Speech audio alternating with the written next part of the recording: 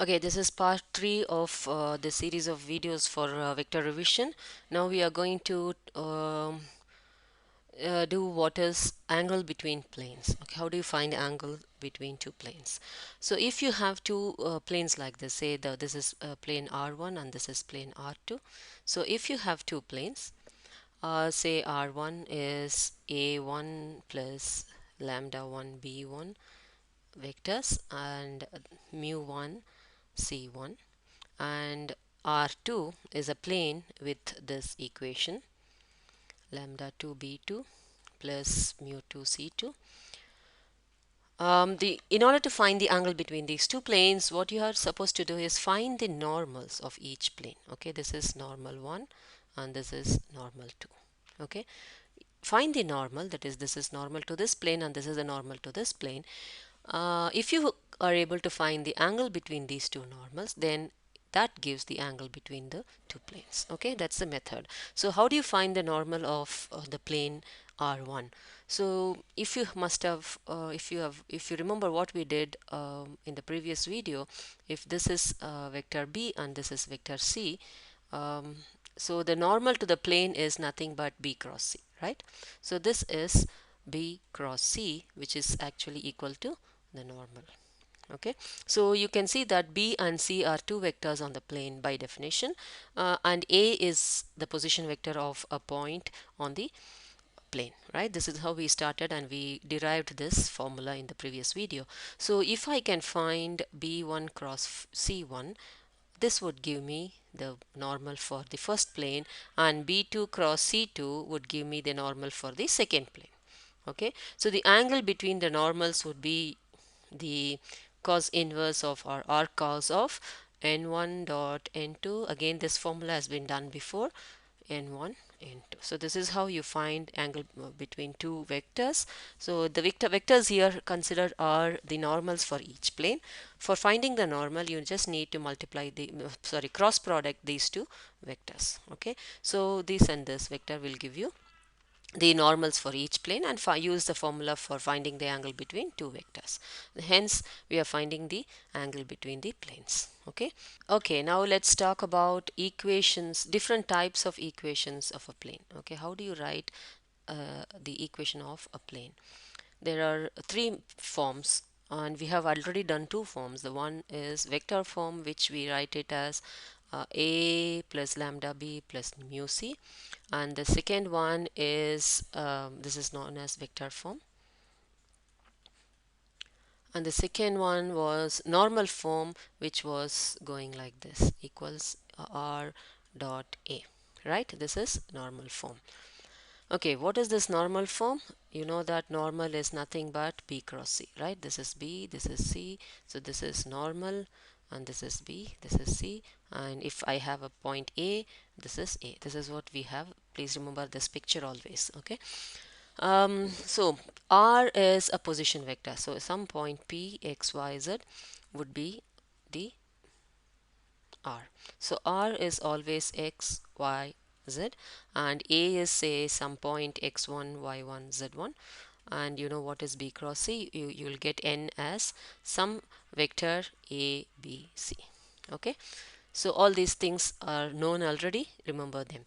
So if I substitute R as X, Y, Z and dot N as A, B, C, and if I substitute, say, R as, sorry, this is N cross A, I'm sorry, so N A B C and A x1 y1 z1, and if I use dot product, you'll get AX plus BY plus CZ equals AX1 plus BY1 plus C z1.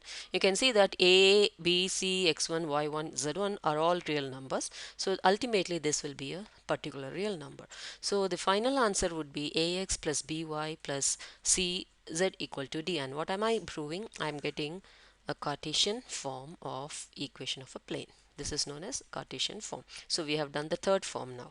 So vector form, normal form, and Cartesian form. Okay, now how do you convert one to the other? Say, if I have a vector form, how do you change this to normal? And if it is in normal or in vector, how do you finally come to Cartesian? Whatever way it is, you should be knowing how to convert one to the other. Okay, so in vector form you'll be having r is equal to a plus lambda b plus mu c. Okay, how do you convert it into normal form? Normal form would be r dot n equals r dot a, and I think it is very easy here because n is nothing but b cross a. And if you are given in this format, you know what is a, what is b, you will be given all these things. So you will be having all of them in terms of column vectors. Say a could be 1 2 3, b could be minus 1 4 5, and c could be 2 4 and negative 1 or something like that. So each one would be a particular vector, so you know them, so you can easily find b cross c. In this case your b cross c would be I j k minus 1 4 5 and 2 4 minus 1. So you know how to find the cross product of two vectors, and this vector would give you n. Okay, so what you have to do is just r dot whatever n you have got here, and sorry, again I'm making the same mistake. This is n dot a, and you will be getting the n here and n, and this is a dot a is 1 2 3 in our case. Okay, and if you don't know how to do is just check this is nothing but the determinant of this matrix. I times minus 4 minus 20 minus j times 1 minus 10 plus k times minus 4 minus 8, which would give you minus 24i plus 9j minus 12k, and therefore your normal vector is minus 24 9 and minus 12, and this is what you are going to substitute here. And in this dot product you will get minus 24 dot 1 2 3, which would be minus 24 plus 18 minus 36, and you can see that you get a real number. Okay, so this would be a real number, and this r would be r, and n would be this. So finally you'll get r dot 1 2 3, sorry, minus 20, n is minus 24 9 and minus 12 equals the value of this. Okay, which is 50 60 minus 18 would be 42. Okay, so this would be the vector form, sorry, the normal form when the equation is given like this, with like say plus lambda plus mu. If it was given in this format, you will be getting this as its normal form. Okay, now going to Cartesian form. How do you find put the same question in Cartesian form? It is easy if you have understood the previous few minutes back, the lesson done a few minutes back. You just need to convert r to x y z, and minus 24 9 minus 12 and 42. Okay, so you just have to do your dot product, minus 24x plus 9y minus 12z equals 42. You should have noticed something here. You can see that this was the n vector, right, the normal vector, and you can see that this is the Cartesian form of the plane whose normal is here. So is there a connection between these two? Yes. So if you have ai plus bj plus ck as your normal vector, then the vector, the plane would be, you can't write it as a, the equation of the plane would be ax, use the same a, plus use the same b, by plus cz is equal to some number. Okay, any number there, it would be equal to some number. Okay, this is how you can get the you can connect the normal vector of a plane with the equation of the plane in Cartesian form. So we have done equation of converting the equation of a plane from vector to normal and normal to Cartesian. So next we will be doing how to change, how to convert the equation of a plane which is given in Cartesian, okay, to normal form. It's opposite. So Cartesian would be of this type, and we just did this. If this was given, you know how to find the normal. We just did here. The normal vector would be a b c, right? That is ai plus bj plus ck. So it just collect these numbers and put them in column matrix form. That is normal. So, and this D would be n dot A. This again we have done this before. N dot A is equal to this D. The number here is got from finding the dot product between n and A. You can see that this gave us the 42, right? So the dot product of this gave us the product of 42. The number here is just the dot product of n and A. So n dot A is equal to D, right? So you know that n dot A equal to D, therefore the normal form would be r dot n equals n dot A, and therefore it is r dot A B C, which is given in the Cartesian form here, equals to the D which is given here. Okay, so if you have 2x plus 3y plus 5z equals 12, then the normal form would be r dot 235 equals 12. Okay, that's it. So this is Cartesian to normal form. Next we'll see how to convert Cartesian to vector form. Okay, how do you do this? So if it is given in Cartesian form, first you need to find 3 points on this, because for vector form you need, this is your vector form, a plus lambda b. Don't use the same a b c here, because these are all vectors and these are also just some random numbers. Okay, so they will not be the same, though the names, the letters used are the same, but they are completely different. So what exactly does this mean? A is a point on the plane. A is a position vector of the point. So if you can find one point x1, y1, z1 on the plane, then you are getting a A. Okay, what about B and C? This is vector B, this is vector C. So if you can find two more points on the plane, I can find the vector AB, which might give me B, and I can find vector AC, which will give me a C. And then once I find all these three, I can put them in A, B, C here. Okay, so our first aim is to find 3 points on the plane, so that one point can be taken for A and the other 2 points can be used to find B and C with A. Okay, so let me just substitute the values and get 3 points on the plane. Say I can use x is equal to 0, y equal to 0, and find what z is. I can find x is equal to 0 and y equal to 1 and find the value of z, and I can substitute these two for x and y, and then I can find the value of z. It's not necessary you have to use these combinations of x and y. You can use anything, but these are the most easy ones. Okay, 0 0 0 1 and 1 0. It's actually very easy to find. Okay, 0 0 would give you, let me give you an example so that it will be easy for you. 3z equal to 14 something, some equation of a plane. So you can see that A is 2, B is minus 1, and C is 3, and D is 14. Okay, what's z here? Z would be 14 over 3. Okay, when x is equal to 0 and y equal to 0, z is 14 over 3. And if this is 0 and if x is 0, y is 1, it would be 15 over 3, which is 5. And if x is 1, it would be 12 over 3, which is 4. Okay, so you have 3 points, 0 0 14 over 3 and 0 1 5 and 1 0 4. Okay, so this can be taken as A, which gives you the vector A would be 0 0 14 over 3. Okay, so I know this. Now this is B, I can take this as C. So in order to find B, I should subtract the vector B minus vector A, so that I'll get AB. Okay, so B is nothing but AB, so this is just subtraction.